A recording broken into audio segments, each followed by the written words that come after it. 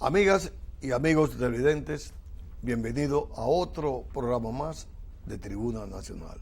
Hoy nos acompaña el licenciado Luis José Chávez, quien fue regidor y presidente de la Sala Capitular del Ayuntamiento del Distrito Nacional durante la gestión del doctor José Francisco Peña Gómez. Y además fue secretario general del Ayuntamiento, también del Distrito Nacional, durante la gestión de Johnny Ventura.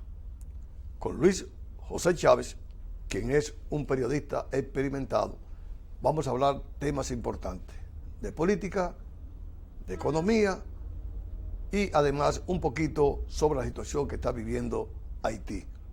Pero antes vamos a unos mensajes comerciales.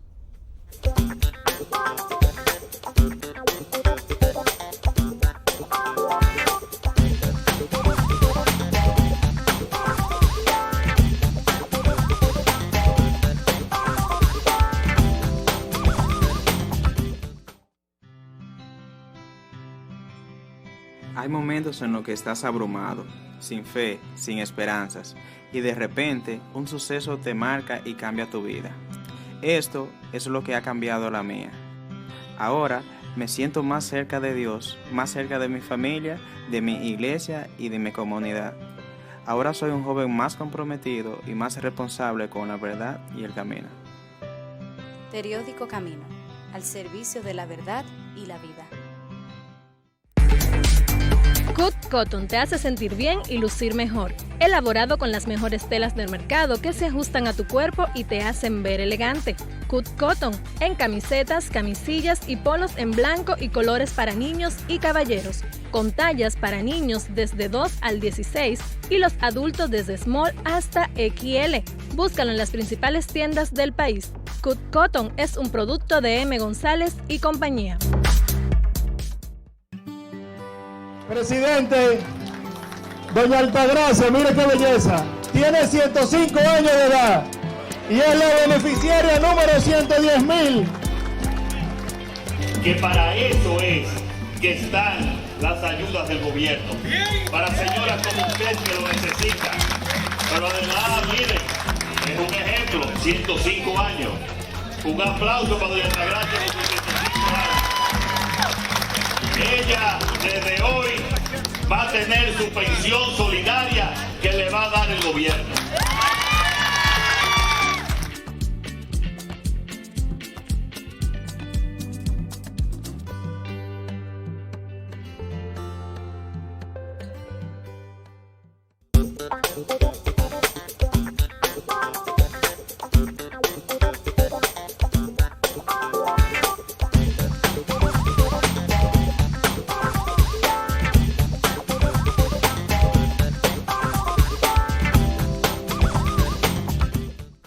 Luis José, bienvenido a Tribuna Nacional. Una vez más. Ya. Luis José, ¿cómo tú evalúas este gobierno que ya cumple 2 años? Bueno, yo pienso que en una circunstancia normal, en estos 2 años, el gobierno responsable, independientemente de quién lo encabezara, probablemente estaría manejando un arsenal de explicaciones y argumentos para explicar por qué realmente las cosas no se han podido hacer. O sea, el problema generado por la pandemia del COVID-19, su impacto en la economía, su impacto en la salud, seguido de inmediato, sin que se haya terminado el efecto de la pandemia, probablemente seguido de inmediato, pues naturalmente por el efecto del conflicto geopolítico como consecuencia de la invasión de Rusia a Ucrania.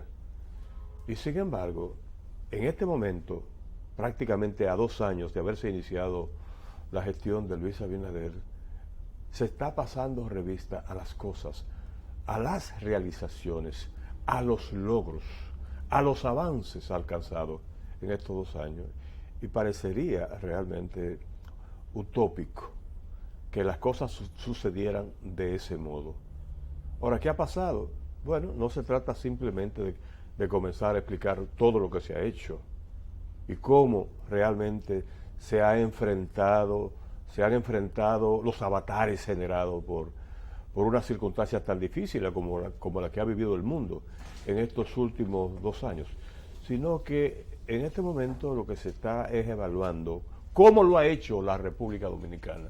Y no somos nosotros que lo hacemos, lo está haciendo el Fondo Monetario Internacional, el Banco Mundial, la Comisión Económica para América Latina, la Organización Mundial de la Salud, la Organización Mundial de Turismo.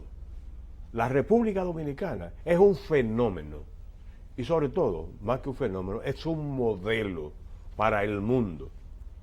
Prácticamente en todas las áreas la República Dominicana ha dado la respuesta adecuada bajo las directrices del gobierno encabezado por Luis Abinader.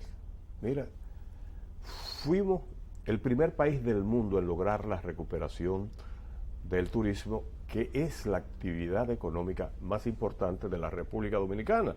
No por el impacto directo que tiene, por ejemplo, en el sector de la hotelería, en lo que representa, por ejemplo, como fuente de ingresos para el gobierno, sino también porque el turismo es una actividad con un efecto transversal en todos los sectores productivos. Es un mercado de 40.000 millones de pesos para el sector agropecuario.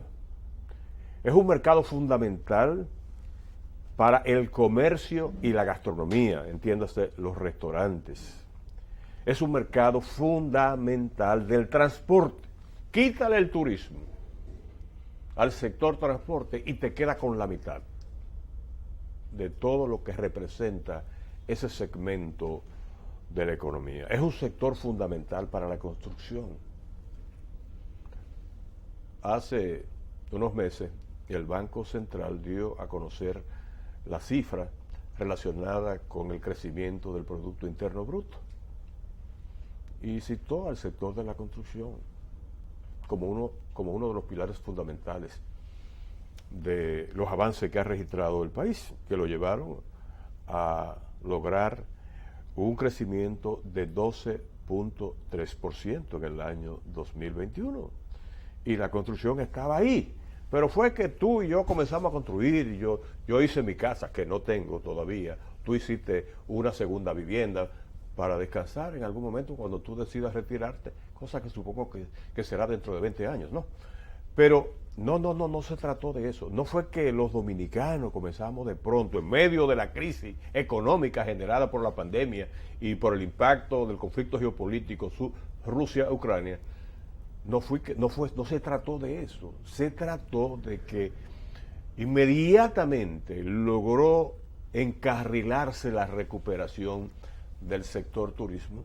Inversionistas internacionales y algunos nacionales comenzaron de inmediato a agregar establecimientos locales, hoteles para el sector turístico. Y eso evidentemente tiene un impacto tremendo en términos de empleo, en términos de dinamización de la actividad económica en el lugar donde se realiza y lógicamente en términos de impacto fiscal en beneficio del gobierno y a través del gobierno de todo el país. Pero también la República Dominicana logró una recuperación récord en el sector zonas francas, que tiene realmente un aporte fundamental desde el punto de vista del empleo. Un empleo que, por cierto, ha ido mejorando progresivamente en términos de calidad.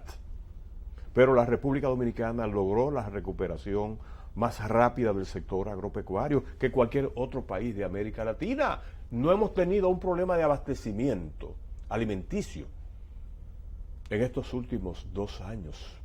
Y eso es aplicable también al sector de las micro, la pequeña y la mediana empresa.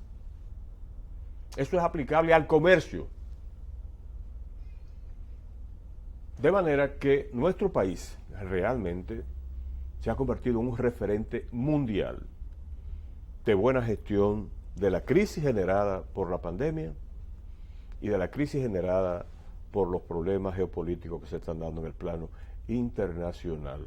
Y eso, lógicamente, me ahorra a mí la necesidad de decirte a ti, de hablarte a ti de las cifras, de las estadísticas en cada sector. Ciertamente, nuestro país ha tenido la bendición de caer en buenas manos. Un presidente que además de haber tenido un desempeño exitoso en estos primeros 2 años de gestión, en medio de las difíciles circunstancias que hemos confrontado, también se ha ocupado de las pequeñas cosas o de las cosas que son importantes, aunque parezcan pequeñas. Por ejemplo, se ha ocupado de garantizar el apego a la institucionalidad.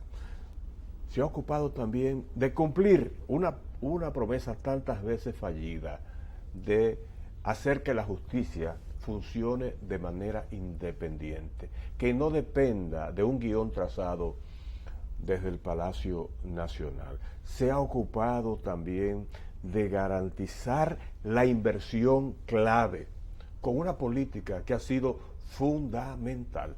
Ahorrar donde no es indispensable para invertir en áreas estratégicas y prioritarias. Así lo ha hecho el presidente. Por eso, en los primeros meses de la gestión, el presidente anunció que solo con las medidas que se habían dispuesto en esos primeros meses se había logrado un ahorro presupuestario de 77.000 millones de pesos. Eso, lógicamente, permite que inmediatamente el gobierno inicie un programa de obras, de inversiones clave en todo el territorio nacional. Desde Higüey hasta Cabo Engaño, hasta Elías Piña. Cuando el presidente visita esas comunidades, a veces recónditas, anuncia que se están iniciando inversiones por 900 millones, por 1.200 millones, por 2.000 millones, naturalmente siempre tomando en cuenta la dimensión de las necesidades y la capacidad de retorno que puedan tener en las comunidades donde se hacen inversiones públicas, ¿no?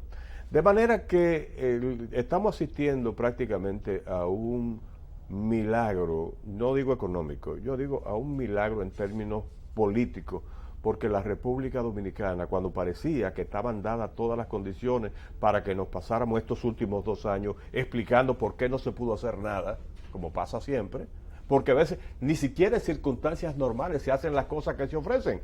Aquí se está haciendo mucho más de lo que el presidente ofreció. Lógicamente, en otras circunstancias, evidentemente los resultados hubieran sido mucho más plausibles, mucho más auspiciosos. De manera que yo creo que no hay ni siquiera que acudir al tremendismo, a la exageración para decir que este gobierno ha sido todo un ejemplo a nivel mundial. Luis José y amigos televidentes, vamos a unos mensajes comerciales para luego seguir con esta interesante entrevista con el periodista y comentarista de radio y televisión, Luis José Chávez.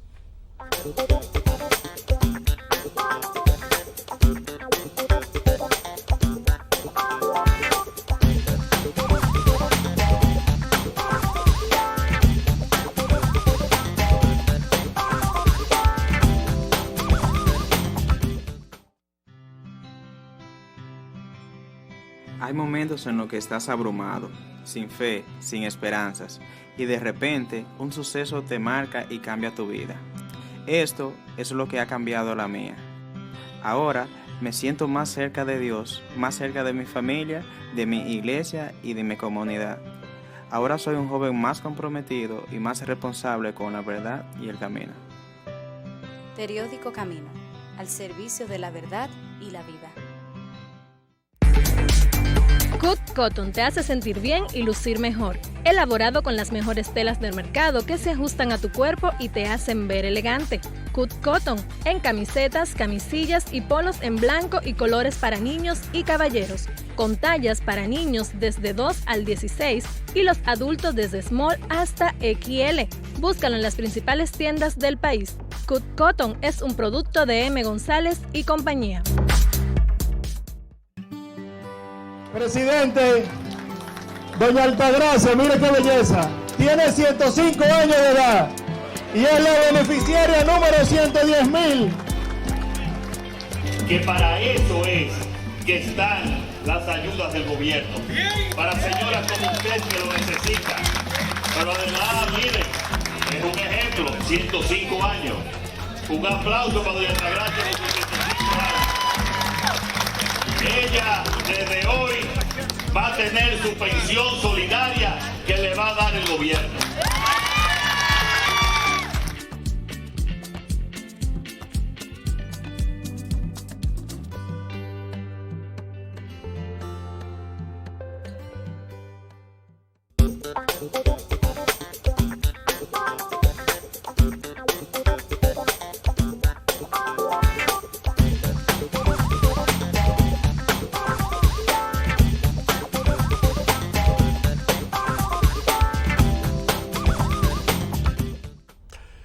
Luis José, este gobierno está trabajando a nivel nacional, pero muchas personas no se dan cuenta.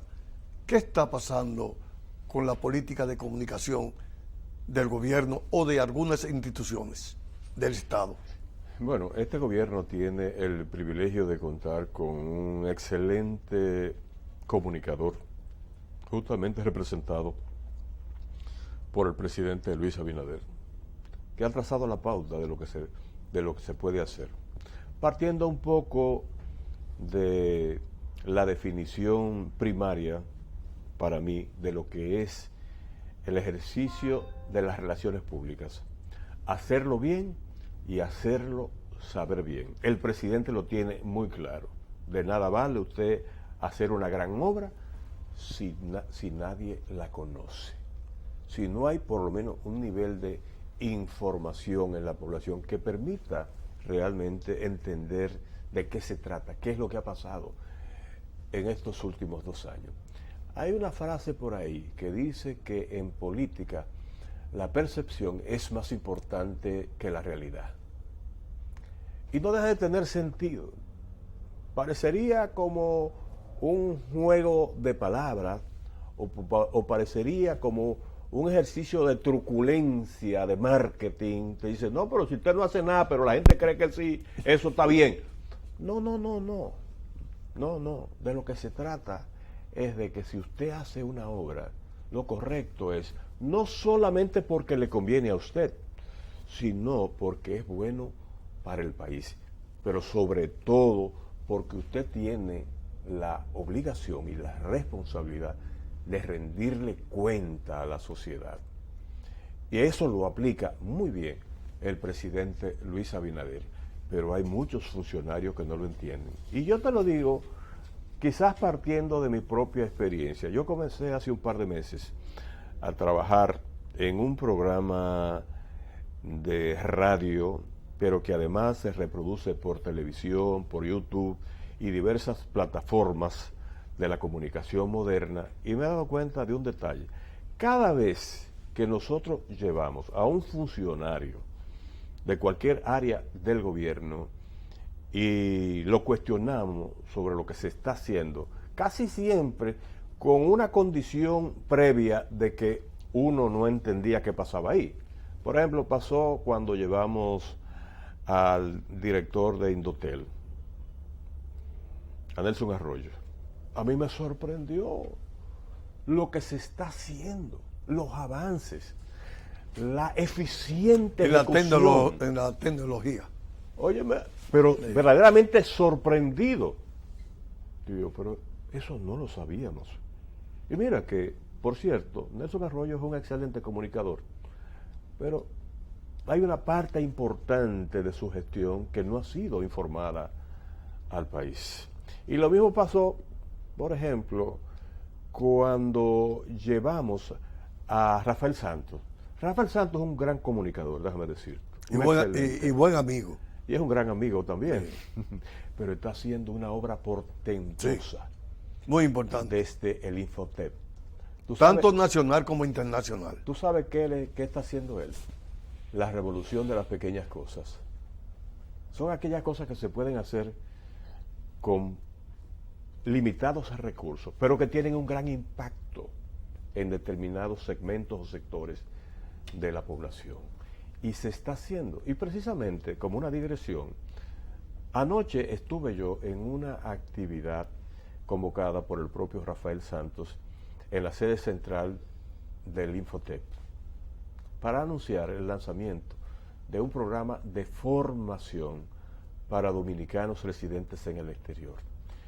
Y ante un auditorio repleto de personas, incluyendo la presencia de la doctora Milagros Ortiz Bosch, ex ministra de Educación y actual directora de la Dirección General de Ética e Integridad Gubernamental. Ahí estaba también el director, que es un viceministro de Relaciones Exteriores del INDEX, Instituto Dominicano de Exportaciones, de los Dominicanos en el Exterior, Carlos de la Mota, que me sorprendió lo que informó que se está haciendo, las iniciativas que se han tomado, las estrategias que se han definido para impactar a las comunidades dominicanas en el exterior. Y yo mismo en algún momento lo llamé y le dije, pero mira, me sorprende porque yo tenía la peor opinión de lo que estaba pasando en el INDEX.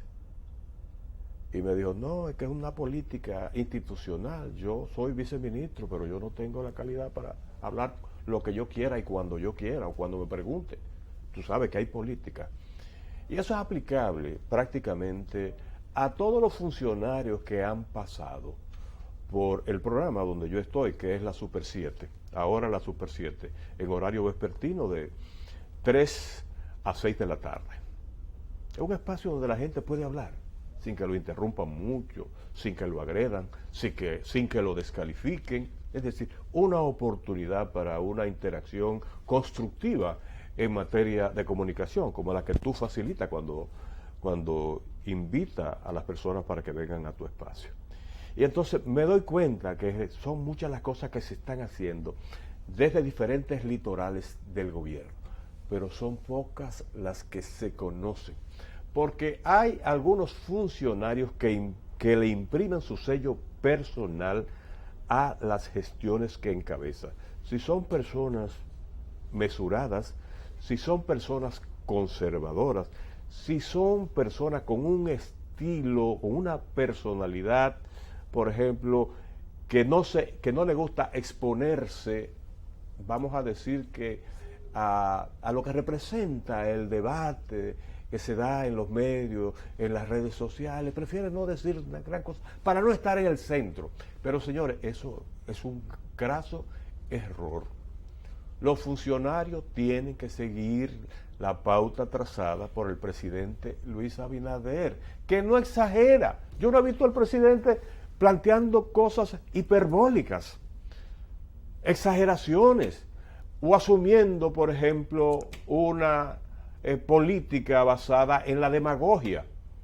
El presidente está comunicando lo que hace, y esa debería ser la pauta a seguir por los funcionarios públicos. Y hago la precisión de que esa no es una falta, ni una falla, ni una deficiencia atribuible a los principales responsables del área de comunicación del gobierno. Y estoy pensando específicamente en Homero Figueroa y en Daniel García Archila. Ellos están haciendo su tarea desde el Palacio, pero no pueden hacer la tarea, por ejemplo, que corresponde a los funcionarios del sector eléctrico, o del sector agropecuario, o del sector salud, o de las áreas económicas. Esas son cosas que tienen que hacer los funcionarios de cada área. Y déjame decirte, yo participé, por cierto, como invitado, como conferencista invitado, en un ciclo de presentaciones que organizó precisamente Homero Figueroa, dirigida a funcionarios, directores y responsables del área de comunicación de prácticamente todo el gobierno. A mí me correspondió hablar sobre transparencia, comunicación y gestión de crisis desde el gobierno. Y yo expliqué algunas experiencias que había vivido en diferentes instituciones en las que he trabajado, en la CDE, por ejemplo, en 3 administraciones. Le expliqué, y esto como un paréntesis, le expliqué, por ejemplo, cómo manejamos nosotros en la época de José Florentino como administrador general de la CDE, el impacto que tuvo el aumento del precio del petróleo en el mercado mundial, que impactó al país. Imagínate que entre el año 1970 y el año 1981, en 10 años, el barril de petróleo pasó a costar de $1.80 a $39. Y eso se reflejó en este país que no tenía producción de petróleo. Tuvo que aumentar la tarifa. ¿Tú sabes lo que eso implicó? Que yo tuviera que salir junto con el director comercial de la CDE, Gustavo Florentino, a explicarle a cada comunidad qué había pasado. Fuimos a Baní y cuando le explicamos, la gente lo entendió y decidió pagar la tarifa. Fuimos a San Francisco de Macorís, sucedió lo mismo. Fuimos a Gaspar Hernández y la misma respuesta, es decir, el ejercicio de la comunicación. Y finalmente llegamos a Neiva y encontramos como a 100 personas reunidas en el parque con una caja de cartón llena de recibos de la luz diciendo no vamos a pagar. Cuando la gente habló, nosotros la escuchamos y luego le explicamos cuáles eran las opciones que teníamos. O pagamos una parte del costo de la luz como usuario o apagamos el país. ¿Tú sabes lo que hizo la gente? Inmediatamente se fue a la caja de cartón a buscar sus recibos para pagar. Esa es la magia de la comunicación bien entendida, considerando al ciudadano como el público fundamental de ese ejercicio. Entonces, yo digo, el problema no es lo que está haciendo la Dirección Nacional de las Áreas de Comunicación del gobierno, son los funcionarios que no le dan importancia al tema de la comunicación. Ya. Luis José, en breve, la situación, tú como politólogo, la situación de Haití. Bueno, parece que Haití definitivamente le ha planteado un reto a la comunidad internacional que se está entendiendo. Acaba de producirse un informe emitido por la Organización de Estados Americanos, donde que reconoce el fracaso de la comunidad internacional en la gestión de la crisis haitiana. Desde los tiempos del terremoto, estamos hablando de 12 años, hace 12 años. Entonces no se ha logrado avanzar a pesar de todas las intenciones expresadas y de todas las inversiones anunciadas. No se han canalizado. Y además, evidentemente, ha habido una falla importante. La comunidad internacional intentó suplantar el aparato institucional haitiano y fracasó estrepitosamente. ¿Ahí qué hace falta? Fundamentalmente, primero que se recupere el orden. Hay que hacer énfasis en un sistema de seguridad donde las Fuerzas Armadas y la policía cumplan su rol para quitarle el papel preponderante que han asumido en los últimos tiempos las pandillas. Las bandas, perfectamente. ¿Un mensaje al pueblo dominicano? Bueno, yo creo que hay que pedirle al país que siga, que realmente fiscalice la conducta del gobierno, porque el gobierno en gran medida refleja la vocación y la voluntad del pueblo, y que ayude a que el gobierno siga realmente encauzando el propósito de actuar con la mayor transparencia posible, que es precisamente la principal plataforma para garantizar un buen ejercicio del poder. Amigas y amigos televidentes, hoy nos acompañó el licenciado Luis José Chávez. A ustedes, como siempre, les damos las gracias y yo espero que estén conmigo en otro programa más de Tribuna Nacional.